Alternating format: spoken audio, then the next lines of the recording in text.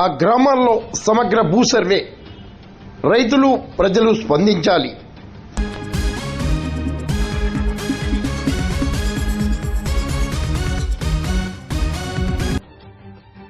రాష్ట్ర ప్రభుత్వం మరియు జిల్లా కలెక్టర్ ఎస్ఎస్ మోహన్ ఆదేశాలపై కాకినాడ జిల్లా సామర్లకోట మండలం వేట్లపాలెంలో సమగ్ర భూ సర్వే చేపడుతున్నట్లు రెవెన్యూ తహసీల్దార్ చంద్రశేఖర్ రెడ్డి తెలిపారు.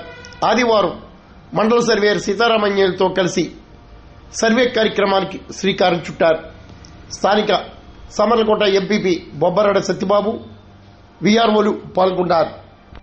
సమగ్ర భూ సర్వే కోసం 48 మంది సభ్యులతో కూడిన 24 బృందాలను ఏర్పాటు చేసినట్లు చంద్రశేఖర్ రెడ్డి తెలిపారు. రైతులు ప్రజలు ఈ అవకాశాన్ని సద్వినియోగం చేసుకోవాలని ఆయన కోరారు.